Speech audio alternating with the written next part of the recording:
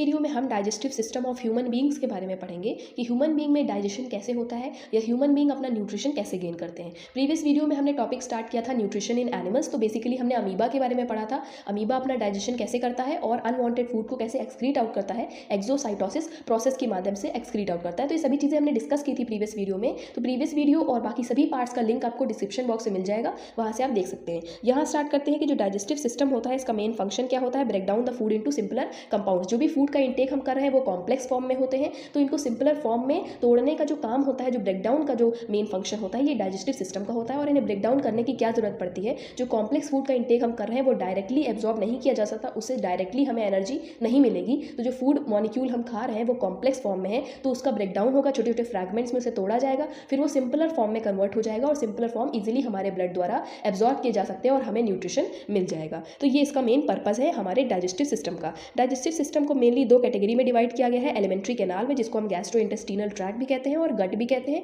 और accessory glands, दो part में डिवाइड किया गया। तो पहले हम एलिमेंट्री कैनाल के बारे में सभी चीज़ें पढ़ेंगे, उसके बाद हम एसेसरी ग्लैंड्स के बारे में पढ़ेंगे। तो देख लेते हैं एलिमेंट्री कैनाल के बारे में। इसे गट भी कहते हैं, गैस्ट्रोइंटेस्टिनल ट्रैक्ट भी कहते हैं। इसकी जो लेंथ है 7.62 मीटर्स होती है। अगर फीट में बात करें 25 फीट ये लॉन्ग होता है। और प्राइमरी फंक्शन इसका क्या होता है, बॉडी को नरिश करता है। और ये कहाँ से स्टार्ट होता है, कहाँ पे एंड होता है, माउथ से स्टार्ट होता है एलिमेंट्री कैनाल, और ये एंड कहाँ पे होता है, एनस पे एंड होता है, ये आपको ध्यान रखना है। और पूरी ही एलिमेंट्री कैनाल में माउथ से लेके एनस तक 4 लेयर्स प्रेजेंट होती हैं इसकी वॉल में। वो 4 लेयर्स कौन सी है, पहली लेयर होती है म्यूकोसा, ये इनर मोस्ट लेयर है, मतलब सबसे अंदर साइड होगी यहाँ पे जो है। तो सबसे अंदर साइड वाली जो लेयर होगी ये जो होगी ये म्यूकोसा होती है। उसके बाद सब म्यूकोसा होती है, मस्कुलरिस होती है और सेरोसा होती है, जो सबसे आउटर वॉल होती है इसकी एलिमेंट्री कैनाल की। तो 4 लेयर्स आपको बहुत अच्छे से ध्यान रखनी है। उसके बाद माउथ के बारे में अगर देखें तो माउथ को हम ओरल कैविटी भी कह देते हैं, बकल कैविटी भी कह देते हैं। और माउथ में कौन जो टीथ है और जो टंग है वो बहुत ही एसेंशियल रोल प्ले करते हैं। उसके बाद इसमें देख लेते हैं टीथ के बारे में। Teeth are very similar organ to bones, bone जैसा सिमिलर ऑर्गन इसलिए कहा जाता है क्योंकि सिमिलर कॉम्पोजिशन होता है कैल्शियम फॉस्फोरस का। उसके बाद इसका जो फंक्शन होता है वो डिफरेंट होता है, टीयरिंग का, ग्राइंडिंग का, मैकेनिकल ब्रेकडाउन करता है ये फूड का। और जो टीथ हैं इनके जो अरेंजमेंट होता है टीथ का, इसे हम डेनिटेशन कहते हैं। और हमारी लाइफ टाइम में 2 बार 2 सेट ऑफ टीथ आते हैं। तो पहला सेट जो आता है जिसको हम बेबी टीथ कहते हैं या फिर टेम्पोररी टीथ कहते हैं, वो 20 इन नंबर होता है। और आफ्टर 12 ईयर्स जो टीथ हमारे और डेवलप होते हैं, रिप्लेस्ड हो जाते हैं 32 टीथ से, उन्हें हम परमानेंट टीथ कहते हैं। तो टेम्पोररी टीथ और परमानेंट टीथ आपको ध्यान रखने हैं। और जो हमारे टीथ हैं ये जॉ ऑफ सॉकेट बोन में एम्बेडेड होते हैं, मीन्स जो टीथ हैं ये सिर्फ ऐसे ही लगे हुए नहीं होते हैं, ये हमारा जॉ बोन होता है उसमें एम्बेडेड होते हैं। तो इस टाइप के अरेंजमेंट को हम थीकोडॉन्ट कहते हैं, ठीक है, अरेंजमेंट को थीकोडॉन्ट कहते हैं। और हमारे जो टीथ हैं वो एक जैसे नहीं है, कुछ इंसीजर्स हैं, कुछ कैनाइन्स हैं, कुछ मोलर्स हैं, कुछ प्री मोलर्स हैं, सबके फंक्शन अलग है, सबका स्ट्रक्चर अलग है, इसीलिए अलग अलग दिखने वाले टीथ के अरेंजमेंट को हम हेट्रोडॉन्ट कहते हैं। हमारे पास जैसे अगर एक जैसे ही टीथ होते हैं तो हम होमोडॉन्ट कहलाते हैं, लेकिन अलग अलग टीथ हैं इसीलिए हम हेट्रोडॉन्ट कहते हैं।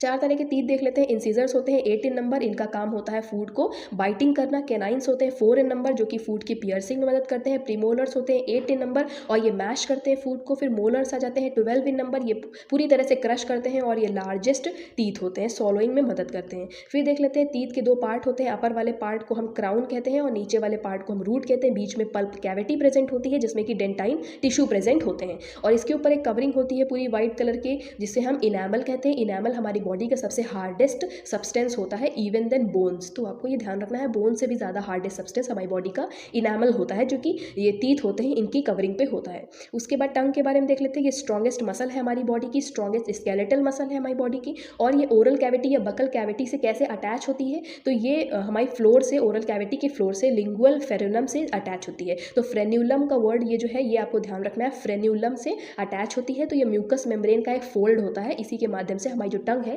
ये अटैच रहती है। और टंग का जो टेक्सचर होता है वो काफ़ी रफ होता है, इसके ऊपर छोटे छोटे टिनी बम्प्स निकले हुए होते हैं जिनको हम पैपिलाई कहते हैं और कुछ पैपिलाई के पास टेस्ट बर्ड्स भी प्रेजेंट होती हैं। डेंटल कैरीज आप सभी जानते हैं क्या होता है, जब टूथ में स्मॉल कैविटीज़ हो जाती हैं, होल हो जाते हैं, तो इसे हम डेंटल कैरीज कहते हैं, मतलब दांत का खराब हो जाना। फिर देख लेते हैं फेरिंग्स के बारे में। जैसे आपकी नेजल कैविटी होती है, ये नोज़ है आपकी, तो यहाँ से जो नेज़ल कैविटी होती है, फिर जो हम फूड का इंटेक कर रहे हैं, जो ओरल कैविटी होती है, तो दोनों ही ज्वाइन करती हैं फेरिंग्स को, जिसको हम कॉमन पैसेज कहते हैं ऑफ फूड एंड एयर। मतलब ये जो नेज़ल कैविटी है यहाँ से एयर पास हो रही है, और ये जो ओरल कैविटी है यहाँ से आप फूड खा रहे हैं, तो दोनों ही एक ही जगह पास ऑन होगा, तो इसको हम कॉमन पैसेज कहते हैं फूड का और एयर का। तो ये फेरिंग्स आपको ध्यान रखना है। फेरिंग्स को हम थ्रोट भी कहते हैं, और ये इन्वॉल्व होता है रेस्पायरेशन में भी और डाइजेशन में भी। ईसोफेगस के बारे में देख लेते हैं। ईसोफेगस क्या है? फेरिंग्स से कनेक्ट करता है, यहाँ से ईसोफेगस कनेक्ट करेगा, फिर यहाँ से स्टमक आ जाएगा। तो फेरिंग्स से जो मस्कुलर पाइप कनेक्ट करती है स्टमक तक, इसको हम ईसोफेगस करते हैं, जो 25 सेंटीमीटर लॉन्ग होती है। आपको ये ध्यान रखना है। फिर देख लेते हैं डाइजेस्टिव सिस्टम में फूड स्टार्ट हो जाता है। मुंह में हमारे सलाइवा सिक्रीट होता है। जो सलाइवा बनता है, तो हमारे मुंह में सलाइवा सिक्रीट करने के लिए कुछ ग्लैंड्स होती हैं, जिनको हम सलाइवरी ग्लैंड्स कहते हैं। 3 तरह की होती है, 3 पेयर में प्रेजेंट होती है। पैरोटिड ग्लैंड होती है, सब मैक्सिलरी ग्लैंड होती है, और सब लिंगुअल ग्लैंड होती हैं। तो ये 3 पेयर्स में हमारी सलाइवरी ग्लैंड्स प्रेजेंट होती हैं, जो सलाइवा का सिक्रीशन करती हैं, जो फूड के मैस्टिकेशन में और च्यूइंग में मदद करते हैं। तो इतना आपको ध्यान रखना है। फूड जो है ये ओरल कैविटी में च्यूइड होता है और सलाइवा के साथ मिक्स हो जाता है। आपको ये ध्यान रखना है। वर्ड अभी आपको आगे मिलेगा बोलस। तो बोलस वर्ड क्या होता है? जब हमारा जो फूड होता है ये सलाइवा के साथ मिक्स हो जाता है, तो इसको हम बोलस कहते हैं। ठीक है, जब हमारा फूड जो हम इंटेक कर रहे हैं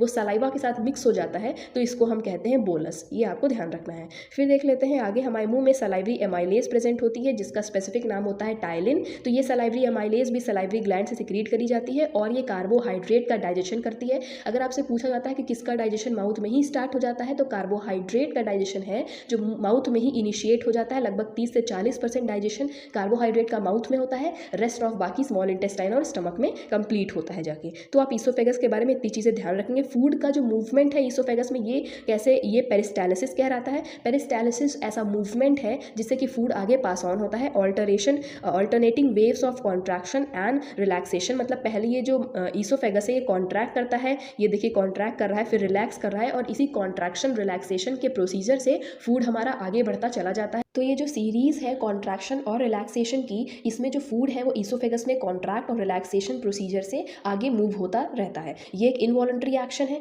वॉलंटरी एक्शंस वो होते हैं जिन्हें हम कंट्रोल कर सकते हैं। इनवॉलंटरी एक्शंस वो होते हैं जो हमारे कंट्रोल में नहीं होते हैं, जो अपने आप होते हैं, जिन्हें हम कंट्रोल नहीं कर सकते। तो पेरिस्टालिसिस जो है फूड का मूवमेंट ईसोफेगस में जो होता है वो इनवॉलंटरी एक्शन है, ये हमें ध्यान रखना है। स्टमक में बहुत ही थोड़े अमाउंट में कार्बोहाइड्रेट का डाइजेशन होता है। जो माउथ में होता है तो रेस्ट बचा हुआ स्टमक में होता है। स्टमक में ही HCl रिलीज होता है। गैस्ट्रिक ग्लैंड प्रेजेंट होती है स्टमक की वॉल में। गैस्ट्रिक ग्लैंड प्रेजेंट होती हैं जो HCl का सिक्रीशन करती हैं, काफ़ी और प्रो एंजाइम का सिक्रीशन भी करती हैं, लेकिन अभी आपको HCl ध्यान रखना है कि जो स्टमक की वॉल होती है वो HCl का सिक्रीशन करती है।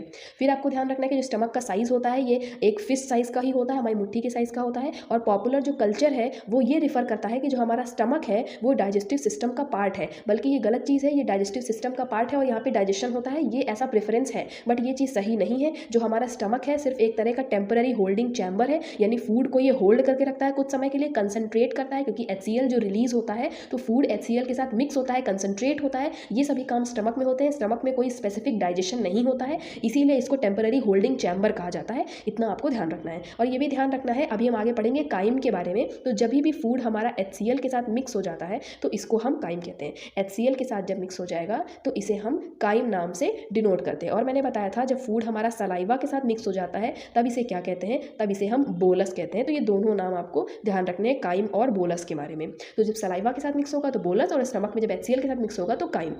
ये चीज़ें आपको ध्यान रखनी है। फिर स्टमक के कुछ पार्ट्स है, कार्डियक रीजन होता है, फंडस रीजन होता है बॉडी, और पाइलोरस रीजन होता है, ये आपको ध्यान रखने हैं। जब स्टमक ईसोफेगस है तो स्टमक जहाँ से स्टार्ट होता है ऐसे करके, तो ये जो ऊपर वाला पार्ट होता है ये फंडस रीजन होता है, बीच वाला कार्डियक पोर्शन होता है। कार्डियक वर्ड इस वजह से यहाँ पे गिवन है क्योंकि हार्ट को हम कार्डियक वर्ड से रिप्रेजेंट करते हैं, तो हार्ट के साथ में ही होता है, इस वजह से इस पोर्शन को कार्डियक रीजन कहा गया। फिर बीच में बॉडी रीजन, और ये नीचे आता हुआ रीजन जो है ये पाइलोरस होता है। अभी हम आगे स्फिंक्टर के बारे में भी पढ़ेंगे कि स्फिंक्टर क्या होते हैं, कहाँ कहाँ पे स्फिंक्टर प्रेजेंट होते हैं। तो स्मॉल इंटेस्टाइन पे आ जाते हैं स्टमक के बाद। ये देखिए काइम वर्ड लिखा हुआ है जो कि मैं बता चुकी हूँ। काइम क्या होता है, जो फूड है वो जब HCl के साथ मिक्स हो जाता है तो वो काइम बन जाता है। तो स्मॉल इंटेस्टाइन में काइम एंटर करता है, और जो स्मॉल इंटेस्टाइन है ये प्राइमरी डाइजेस्टिव ऑर्गन है और प्राइमरी फूड एब्जॉर्प्शन ऑर्गन भी है, यानी ये प्राइमरी डाइजेस्टिव ऑर्गन और प्राइमरी फूड एब्जॉर्प्शन ऑर्गन है। और ये सबसे लॉन्गेस्ट पार्ट होता है एलिमेंट्री कैनाल का, और इसकी जो मीटर में कितनी इसकी लेंथ होती है 3.5 मीटर में होती है। फीट में अगर बात करें तो 10 फीट इसकी लेंथ होती है। स्मॉल इंटेस्टाइन जो है ये 5 गुना बड़ा होता है, लॉन्गर होता है लार्ज इंटेस्टाइन के कंपैरिजन में।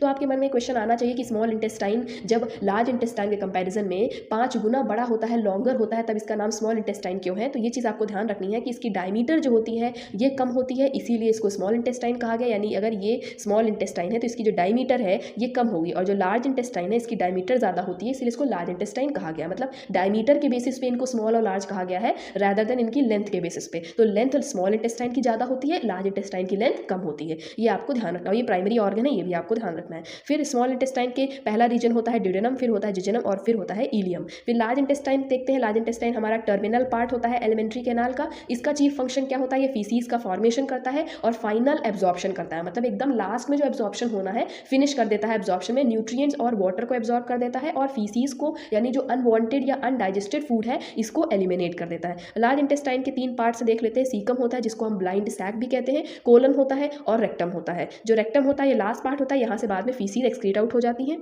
अगर सीकम की बात करें तो सीकम यहाँ पर है ब्लाइंड सैक, जो कि स्मॉल इंटेस्टाइन के बाद लार्ज इंटेस्टाइन स्टार्ट होता है, तो पहला रीजन सीकम है। उसके बाद कोलन आ जाता है, असेंडिंग कोलन होता है, फिर ट्रांसवर्स कोलन होता है, फिर डिसेंडिंग कोलन होता है, फिर फाइनली रेक्टम आ जाता है। तो इतनी चीज़ें, ये पार्ट भी आपको ध्यान रखना है। फिर ये यहाँ से खत्म हो जाता है और अब हम एसेसरी ग्लैंड्स के बारे में नेक्स्ट पार्ट में कंटिन्यू करेंगे।